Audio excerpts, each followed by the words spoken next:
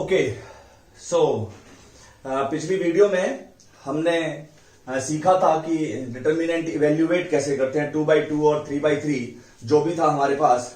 अभी हम एक क्वेश्चन देखेंगे और उसके साथ एक वन मार्कर भी देखेंगे, एक रिजल्ट देखेंगे। मान लीजिए मैंने कहा लेट ए एक मैट्रिक्स है और वह है 2 5 7 9 कुछ ऐसा है, 7 4 ले लेते हैं, ठीक है जी। एंड मैंने कहा शो दैट, आपसे कहा जाए शो दैट 2a का determinant is equals to 4 determinant a होगा। अब these are two different things. What is 2a? First of all you have to find 2a। 2a होता क्या है? 2a अभी इसीलिए मैंने मैट्रिक्स दिया है आपको। जब मैं 2a मैट्रिक्स निकालूंगा तो इसका मतलब क्या है? 2 से मल्टीप्लाई कर दीजिए सबको। 4, this is 10, okay, this is 14 and this is 8। सही है, ये 2a हो गया। अब मुझे इसका डिटरमिनेंट चाहिए, तो 2a का डिटरमिनेंट क्या होगा? This is 4 10 14 and 8। क्या आएगा? 32 माइनस 140। सही है, 32 माइनस 140, व्हाट वी गेट? हमारे पास क्या बचेगा? 108 बच जाएगा माइनस का। सही है। अब मुझे क्या निकालना है? अगली चीज निकालनी है मुझे 4 डिटर्मिनेंट ए। इसका मतलब क्या है? इसका मतलब यह है कि 4 डिटर्मिनेंट ए का मतलब 2 5 7 4। अब इसका मतलब ये बिल्कुल भी नहीं है कि आप हर एलिमेंट को मल्टीप्लाई कर देंगे मैट्रिक्स में। इसीलिए मैंने ऐसा लिख के दिखाया, जब आप 2a निकालते हैं तो मैट्रिक्स में हर एक एलिमेंट को 2 से मल्टीप्लाई करना ही करना है। लेकिन इन डिटर्मिनेंट आप क्या करोगे? पहले डिटर्मिनेंट की वैल्यू सॉल्व करोगे और उसके बाद उसे 4 से मल्टीप्लाई करोगे। Is it clear? ये है बच्चों, क्या है इसका मतलब? मैंने क्या बोला था? डिटर्मिनेंट की एक परफेक्ट डेफिनेट वैल्यू होती है, वो डेफिनेट वैल्यू पहले आपको निकालनी है, उसके बाद 4 से मल्टीप्लाई करना है। इसका मतलब ये नहीं है कि हर एक एलिमेंट को 4 से मल्टीप्लाई करना है। तो यहां ध्यान रहे, मैट्रिक्स में हम हर एक एलिमेंट को मल्टीप्लाई करते हैं उस एलिमेंट से, लेकिन डिटर्मिनेंट में पहले उसकी वैल्यू निकालेंगे। क्या आएगी वैल्यू? ये आएगी 8 minus 35। Clear? That is 4 into minus 27, what we get? 108। We get the same thing. तो क्या आया? यानी कि आपने क्या देखा? 2a का डिटरमिनेंट 4 डिटरमिनेंट a के बराबर है। यहां से हमारे पास एक रिजल्ट आया है, और रिजल्ट कैसा है? वो रिजल्ट बड़ा अच्छा सा रिजल्ट है, और उसके ऊपर वन मार्कर आता है, बहुत ज्यादा आता है वन मार्कर उसके ऊपर। एक हम देखेंगे रिजल्ट कैसा है वो, जरा उस रिजल्ट को मैं आपको बता दूं। वो रिजल्ट ये है, वो रिजल्ट ऐसा है, यस, रिजल्ट ये है कि a का डिटर्मिनेंट वो k to the power n determinant a के बराबर होता है, और this n is order of determinant. Determinant का क्या है? ऑर्डर है। ओके, तो क्या है? जैसे मैंने कहा, इसके ऊपर एक क्वेश्चन कैसा आता है, एक क्वेश्चन मैं लिख रहा हूं यहां पर।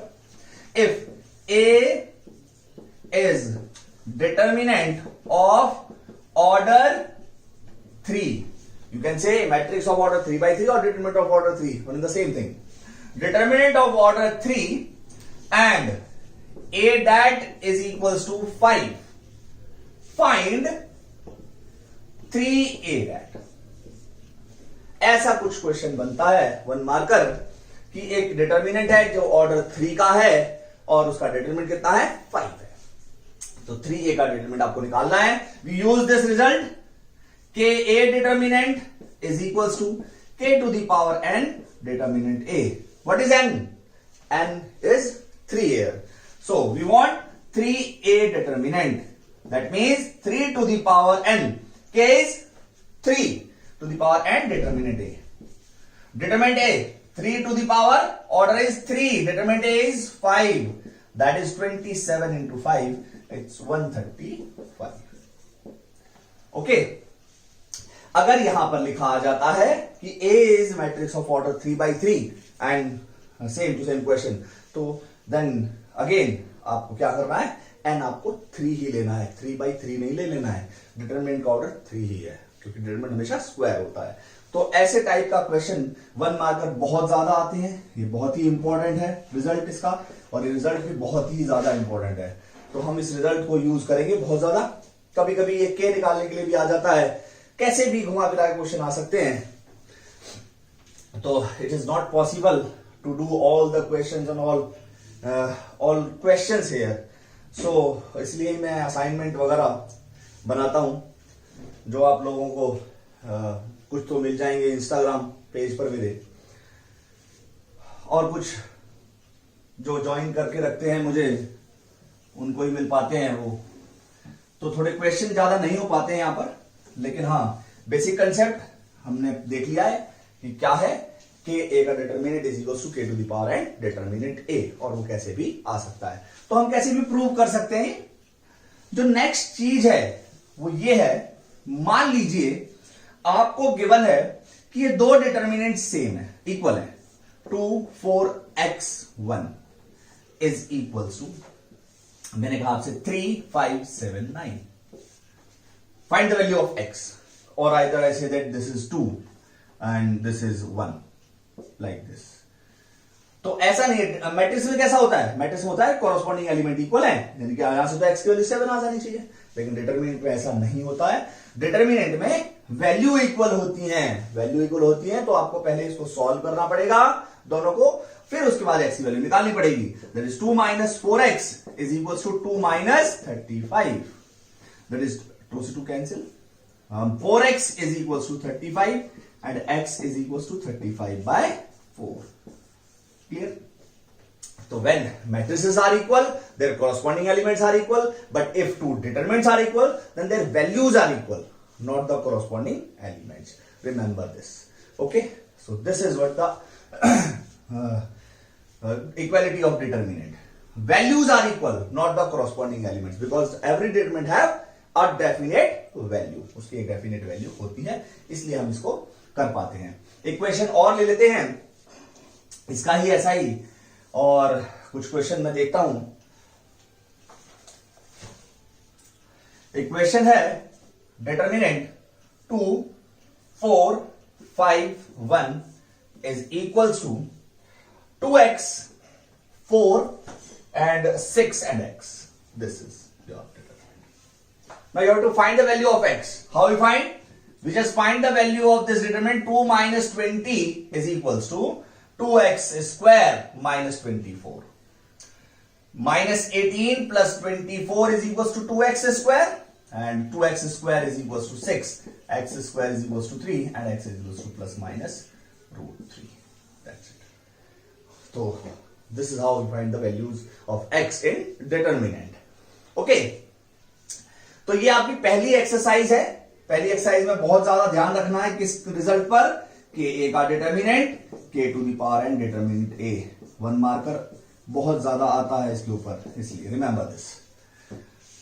सो we move forward to the next topic और नेक्स्ट थिंग।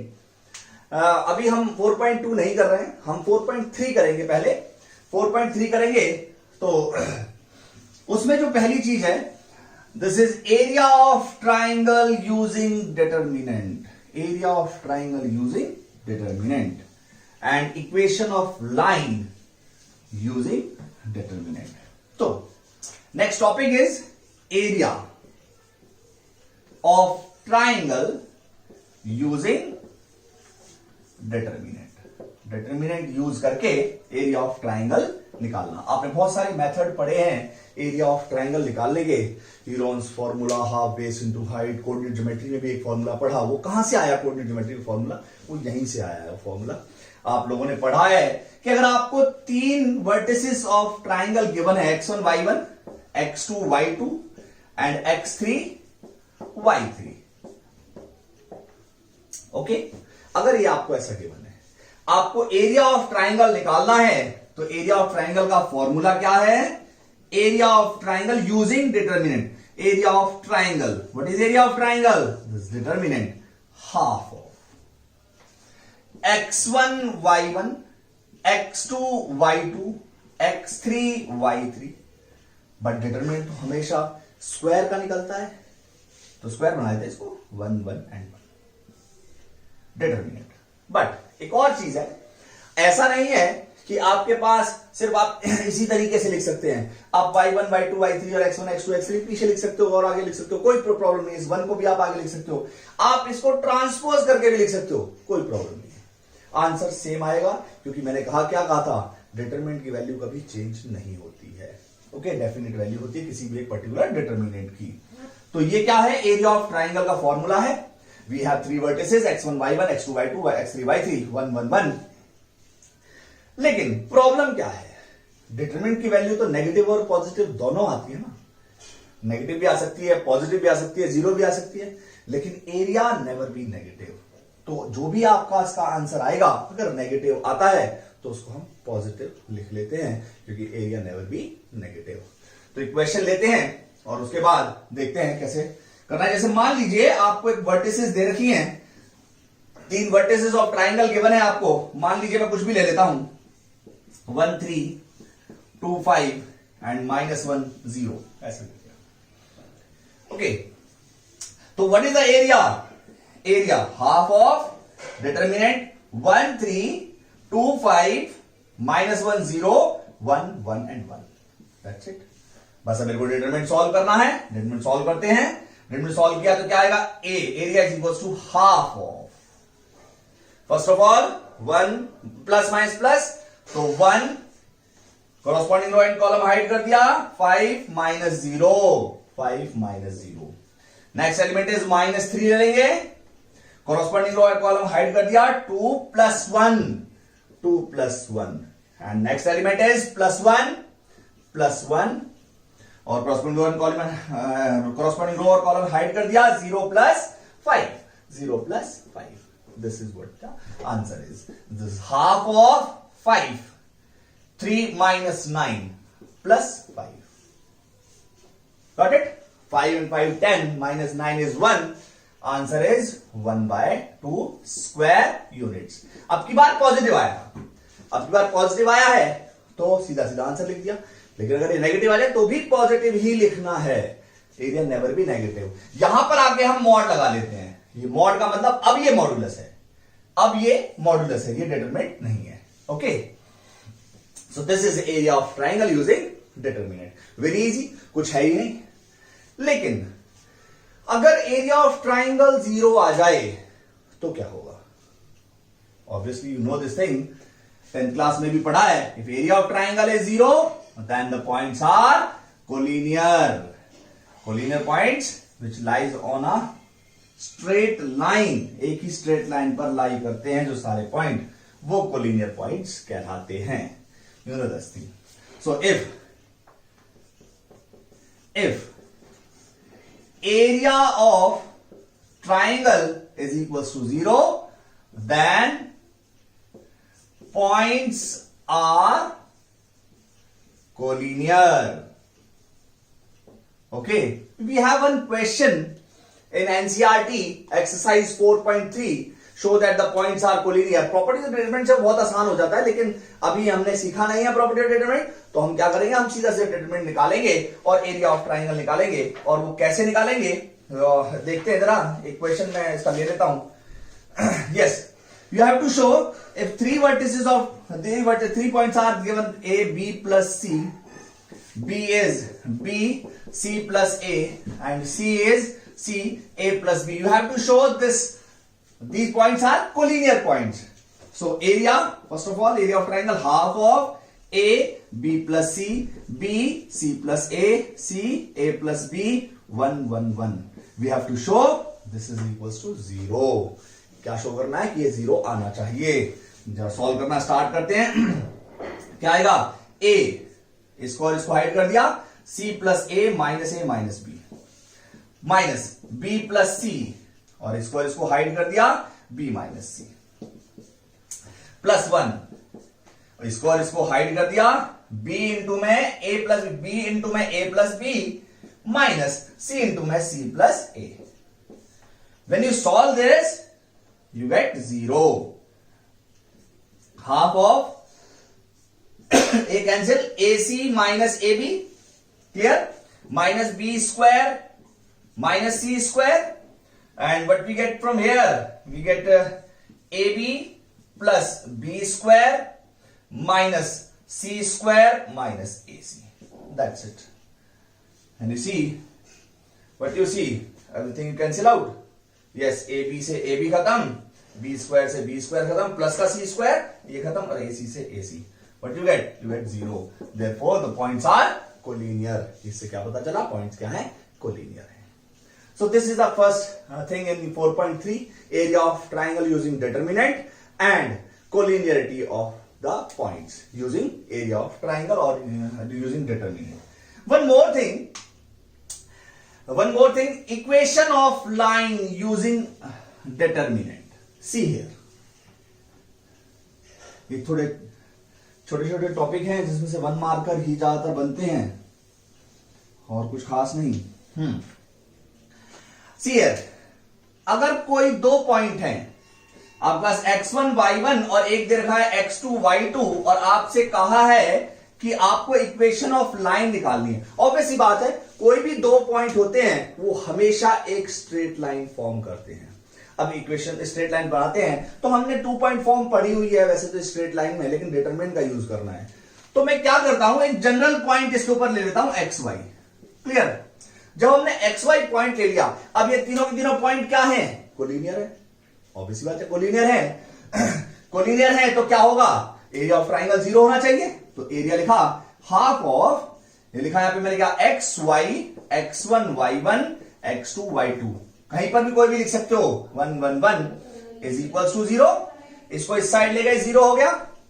और क्या बच गया? ये बच गया xy1 x1 y1 1 x2 y2 और 1 is equals to 0, and this is what the equation of line.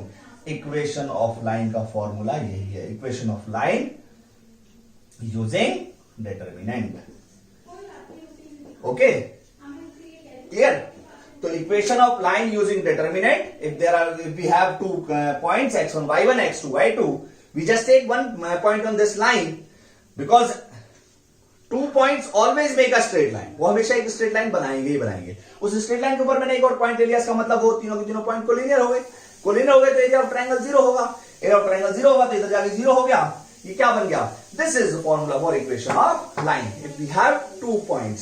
C here one example. मैं एक एग्जांपल लेके आपको इक्वेशन लिख के दिखाता हूं. इसकी कैसे लिखेंगे जरा यहां देखेंगे.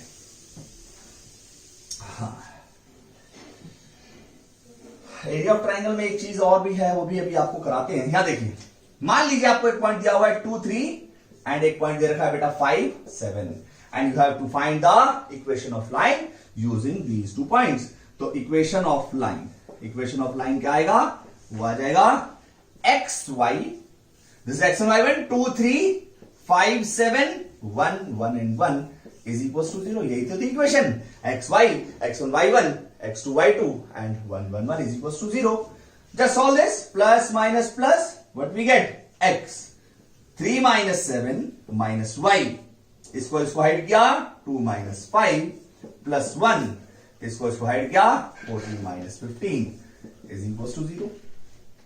Minus 4x. What we get from here? Plus 3y or minus 1 equals to 0. And this is what your equation of line. Equation of line ऐसी होती है ना, लीनियर इक्वेशन ऑफ लाइन यही होती है. एक्स वाई की degree 1 1 ax plus by plus c is equals to 0 की form की होती है. This is what the equation of line is. So this is how we find the equation of line using 2 coordinate. When 2 coordinates are given using determinant. तो आज मैंने आप लोगों को क्या क्या बताया? Area of triangle using determinant और equation of line using determinant. One more thing left in area of triangle, वो भी आप लोगों को बता देता हूं इसी में ही. देन नेक्स्ट वीडियो में हम माइनर एंड कोफैक्टर्स स्टार्ट करेंगे एंड वो बहुत ही ज्यादा इंपॉर्टेंट चीज है.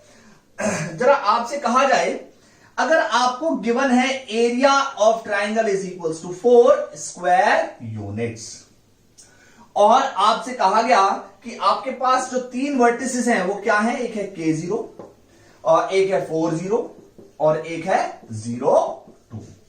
सो you have to find the value of K. आपको K की वैल्यू निकालनी है. तो we have area is half of, formula हमें पता ही है, K0 4 0 0 2 1 1 and 1. We have this 4.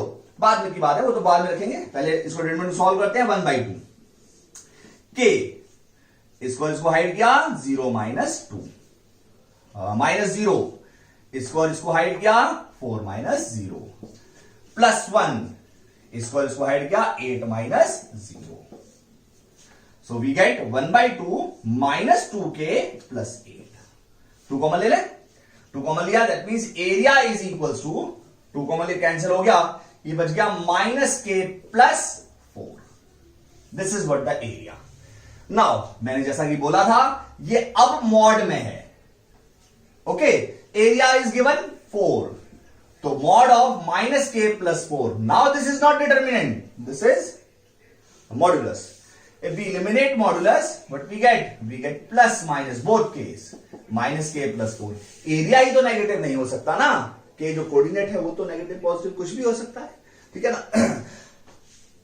तो we take two cases, -4 is equals to -k + 4 and 4 is equals to -k + 4। What you get? You get k is equals to 0 and k is equals to 8। So we get two values of k। If k is 0, then we get the area 4, and if k is 8, then again we get the area equals to 4। So जब भी area given हो और आपको कोई coordinate निकालने के लिए कहा जाए, हमेशा दो केसेस बनेंगे ही बनेंगे। ओके, तो इस बात को ध्यान रखना है और बस इतना ही काम आज करना है। Area 4.3 exercise, this is 4.3 exercise of NCERT. This is all about 4.3 exercise of NCERT. But आज क्या क्या बताया आप लोगों को? Area of triangle using determinant, find the value coordinate of when area is given, and equation of line using determinant. So this is very basic thing and very easy. एक 1 marker इसमें से बनते हैं। नेक्स्ट क्लास में बहुत important topic करना है। Okay, so until then, good bye.